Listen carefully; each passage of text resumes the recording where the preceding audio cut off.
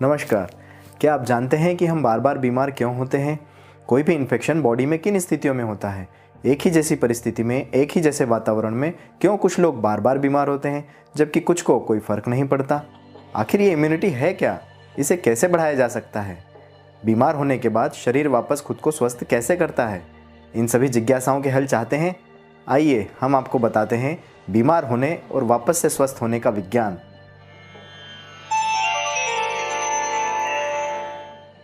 नमस्कार, मैं वैद्य सचिन जायसवाल अपने चैनल आप्त वैद्य में आप सभी का स्वागत करता हूं। आज आपके कई सारे कंसेप्ट क्लियर होने वाले हैं, इसलिए अंत तक हमारे साथ बने रहिएगा।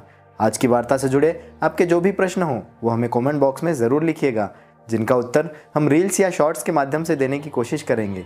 और जिस समस्या के बारे में अधिक लोग जिक्र करेंगे, हम उस पर अलग से वार्ता करने की भी कोशिश करेंगे। इस पूरे विज्ञान को समझने के लिए आपको कुछ तथ्यों को जानना समझना होगा। हमारा शरीर वात पित्त कफ इन 3 दोषों के बैलेंस से ही स्वस्थ रहता है, और इनका बैलेंस गड़बड़ होने पर, यानी कि एक या अधिक दोषों के कम या ज़्यादा होने पर ही शरीर में रोगों की उत्पत्ति होती है। हमारी अग्नि यानी कि जठराग्नि ही वह कार्यकारी शक्ति है जो इन तीनों दोषों के बैलेंस को बना के रखती है। यह ठीक वैसे ही है जैसे किसी गाड़ी में इंजन, क्लच, गियर ये 3 मेन एलिमेंट्स होते हैं, और इंजन ऑयल इन तीनों को सही तरीके से काम करने का मीडियम देता है। जब तक इंजन ऑयल सही है, ये तीनों बहुत अच्छे तरीके से काम करते हैं, लेकिन अगर इंजन ऑयल ख़राब होता है या कम होता है तो इन तीनों में से किसी न किसी में समस्या आने लगती है।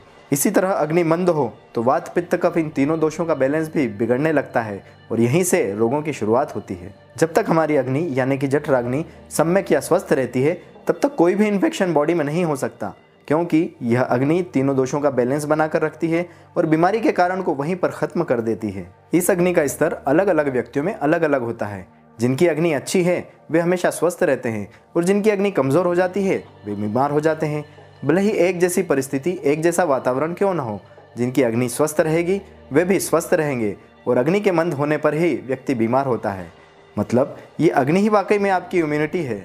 यही वास्तव में आपके शरीर को स्वस्थ रखती है और रोगों से आपकी रक्षा करती है। अब थोड़ा और गहराई में चलते हैं। जब इंजन ऑयल कम होता है या ख़राब होता है तो किसी गाड़ी में क्लच की समस्या होती है, किसी में गियर की, तो किसी में इंजन की।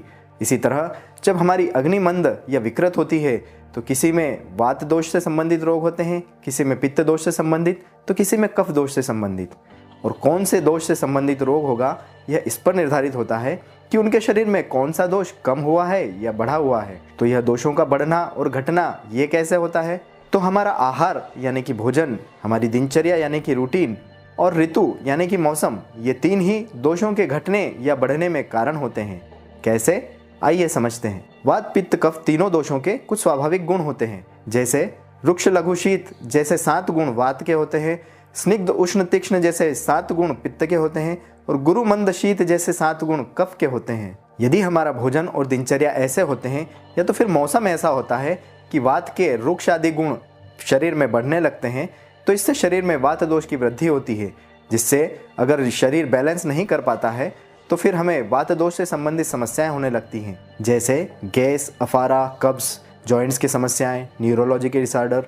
इस तरह के कई वात से संबंधित समस्याएं हो सकती हैं। इसी तरह पित्त के स्निग्ध उष्ण आदि गुण बढ़ने से शरीर में पित्त दोष की वृद्धि होती है, जिसे शरीर यदि बैलेंस नहीं कर पाता है तो शरीर में पित्त दोष से संबंधित रोग होते हैं, जैसे acidity, migraine, urine infection, sepsis यानी कि पस का पड़ना, और अन्य कई तरह के इन्फेक्शंस। ये पित्त संबंधित रोग शरीर में होते हैं। और इसी तरह शरीर में कफ दोष के गुण बढ़ने पर कफ संबंधी रोग, सर्दी, खांसी, अस्थमा, डायबिटीज़ जैसे रोग उत्पन्न होते हैं। इस समय यदि ऐसा भोजन और दिनचर्या शुरू किया जाए जिससे दोषों के बढ़े हुए गुण कम हो, तो ये दोष शरीर में कम होने लगते हैं और इन रोगों में आराम होने लगता है। जिस दोष की वृद्धि जिन गुणों के सेवन से होती है, उसके विपरीत गुणों के सेवन से ही उसकी कमी होती है।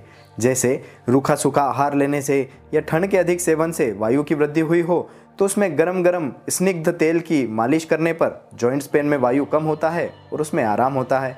इसी तरह यदि उष्ण तीक्ष्ण यानी कि गर्म और तीखा खाने से यदि पित्त की वृद्धि हुई हो, तो ठंडा और शीतल खाने से पित्त में कमी आती है, जिससे पित्त में एसिडिटी में आराम होता है।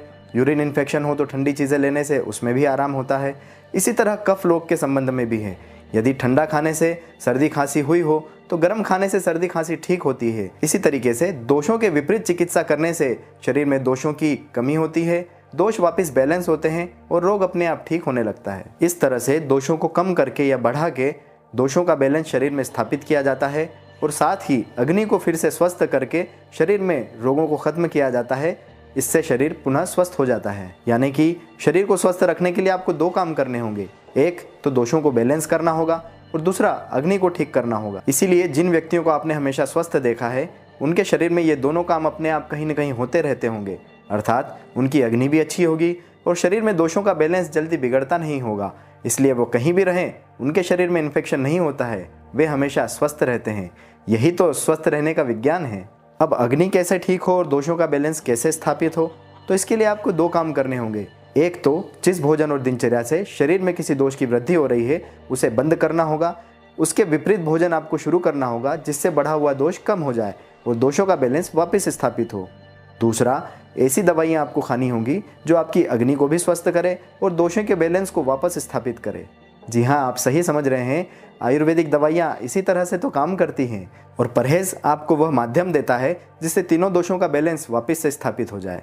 इसी तरीके से शरीर को स्वस्थ किया जा सकता है और रोगों से दूर रहा जा सकता है और इसी तरीके से इम्यूनिटी भी बढ़ाई जा सकती है।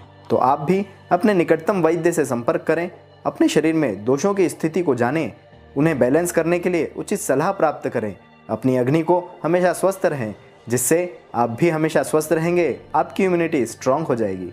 तो यह था बीमार होने और वापस स्वस्थ होने का विज्ञान। इस तरह की और अधिक महत्वपूर्ण जानकारी के लिए आप भी आप्त वैद्य से जुड़ें, वास्तविक आयुर्वेद को पहचानें, उसे अपने दैनिक जीवन का हिस्सा बनाएं और पूर्ण आरोग्य को प्राप्त करें। नमस्कार।